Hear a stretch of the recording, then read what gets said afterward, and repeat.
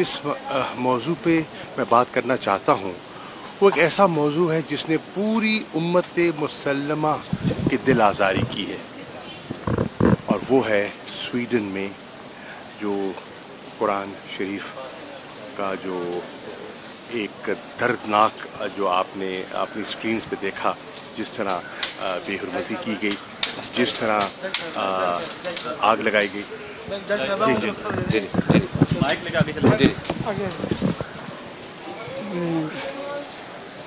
جس طرح وہاں قرآن شریف کو جلایا گیا، اس سے پوری عالم اسلام میں ایک اضطراب کی کیفیت ہے. آپ کو یاد ہوگا کہ یہ جو اسلاموفوبیا کا جو ٹرینڈ ہے، ایک بڑھتا ہوا رجحان ہے، اس کی ہم نے نشاندہی کی تھی جب تحریک انصاف کی حکومت تھی، اور اس کو میں بحیثیت وزیر خارجہ اس نقطے کو لے کر گیا تھا نیامے، جو وزرائے خارجہ کی جو وہاں فارن منسٹرز کا اجلاس تھا. اس اجلاس میں نے اس ٹرینڈ کے بارے میں دیگر وزرائے خارجہ کو جو OIC کے تھے انہیں آگاہ کیا، اور انہوں نے مجھ سے اتفاق کیا کہ اس پر ہمارا ایک مشترکہ لائحہ عمل ہونا چاہیے.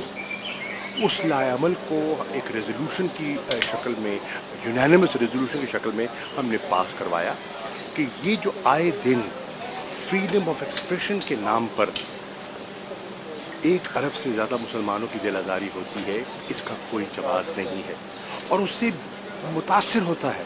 بہت سے معاشرے متاثر ہوتے ہیں، اور عام شہری جو ہے اس سے متاثر ہوتا ہے، نقص امن پیدا ہوتا ہے، اور انسانی جانوں کو خطرہ لاحق ہو جاتا ہے.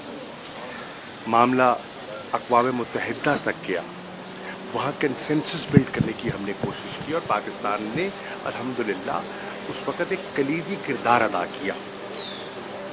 فیصلہ ہوا کہ 15 مارچ ہر سال اسلاموفوبیا کے اس ٹرینڈ کے خلاف پوری دنیا میں یک زباں ہو کر ایک بات کی جائے گی اور اس کا تدارک کیا جائے گا. مجھے خوشی ہے کہ OIC کے ہنگامی اجلاس میں اس پر غور و خوض بھی ہوا، ایک مذمتی قرارداد بھی سامنے آئی، لیکن قرارداد جو کہ بہت اہم ہے ناکافی ہے. اس پہ ہمیں سوچنا ہوگا کہ آئے دن ایسے واقعات رونما اگر ہوتے رہتے ہیں اور پوری دنیا میں اس کا ایک ری ایکشن آتا ہے، تو اس کا حل کیا ہے؟ انٹرنیشنل لا کیا کہتا ہے؟ اگر قانون سازی درکار ہے تو کیا ہونی چاہیے؟ ہم یہ نہیں کہتے کہ اظہار رائے پر قدغن ہو، لیکن اس کی حدود و قیود کا تعین ہونا چاہیے. اظہار رائے کا میں خواہش مند ہوں، لیکن اظہار رائے جو کسی کی دل آزاری کرے اور کسی کی جان کو خطرے سے دوچار کر دے، یہ کیسا اظہار رائے ہے؟ تو اس پہ ریفلیکٹ کرنے کی ضرورت ہے. انٹرنیشنل کمیونٹی کو، صرف امہ کو نہیں، پوری انٹرنیشنل کمیونٹی کو ریفلیکٹ کرنے کی ضرورت ہے، اور ایک مشترکہ لائحہ عمل اپنانے کی ضرورت ہے. اس پر اس اضطراب کا اظہار کرنے کے لیے پوری قوم کو یکجا ہونا چاہیے، اور پرامن طور پر جمعے کی نماز کے بعد اظہار کرنا چاہیے کہ ہم پرامن لوگ ہیں، ہم کسی کی جان مال کو نقصان نہیں دینا چاہتے، لیکن اس کا کوئی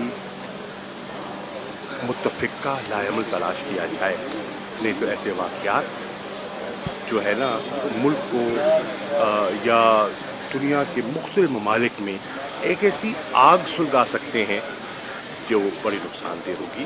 تو یہ اس وقت ہر پاکستانی کا اور ہر مسلمان کا دل دکھا ہوا ہے.